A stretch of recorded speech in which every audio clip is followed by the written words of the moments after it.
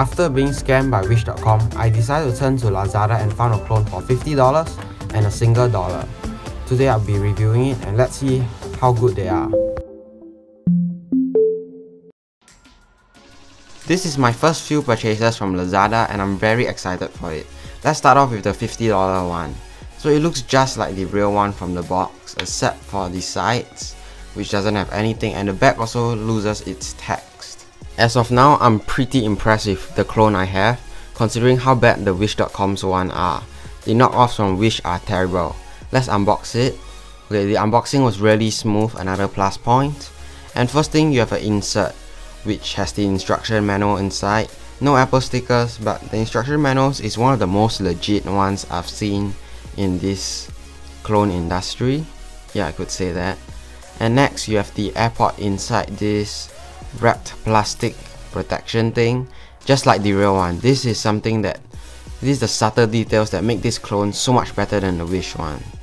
First thing I realized about the AirPod Pro Clone is that around the hinge area there is no engraving. There's no design by Apple in California, made in China. So yes, and it's pretty snappy. Next, we have our last two accessories. First thing is a mini USB cable, lightning to USB, and then we also have some exchangeable ear tips. So far, I'm pretty impressed with the unboxing experience this clone has gave, and I'm just gonna take the box away and let's look at the AirPods Pro itself. Compared to the real one, you can't really tell much difference except for the engraving. That's the first thing, the engraving is not there. Removing the earbud, you can see there's no TWS lights, which is a big plus point, considering the Wish one, even at $60, has TWS lights. Now if you compare each individual earbud, you can't really tell anything different from the real deal, except for when you try to hold a weight. You will realize that this is actually half as heavy as the real one. And next, you'll realize that this doesn't have metal grills like the real one.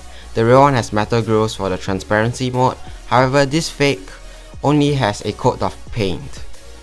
You won't notice it until you look closely.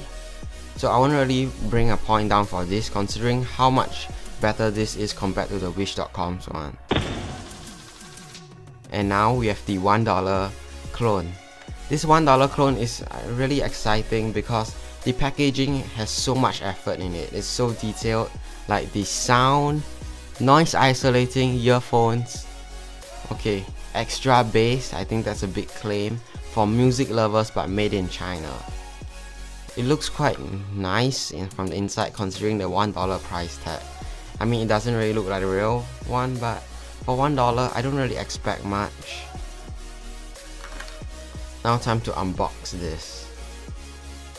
So the box is really good. I mean, it feels like, you know, those small little bags sometimes you get at a restaurant if you buy something. And here you go, it's a wired set, it's not wireless. Maybe that's why it's $1. Yeah, it feels like a bag. And here is the headset, it's in plastic. Yeah, it feels very plasticky. That's the first thing you realize. Taking it out was a bit of a struggle, but after I took it out, in terms of design, it didn't really quite get it. I mean, the shape was partly there, but the details aren't there. For $1, I have to say it's kinda expected. At least there's still the rubber silicone tips. I think this rubber or plastic. I think it's probably synthetic plastic. Okay, now let's pair it up. The $1 one, you just need to plug it into a headphone jack. The pairing process of the $60 one was pretty good actually. It was fast and it's just like the real one. So yes, everything is paired up. Now let's go into the audio test. I'll be playing some music from NCS again, cause why not?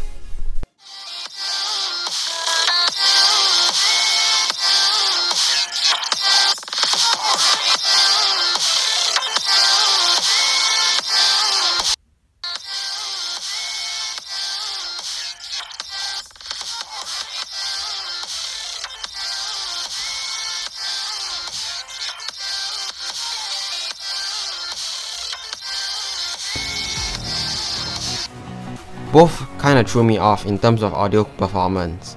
The $50 one was not clear, and the $1 one was teeny, soft, and also not clear. The $50 one is not bad overall, considering how good the design is. And the $1 one is absolutely horrible. Thanks for watching, and I'll catch you guys in the next one.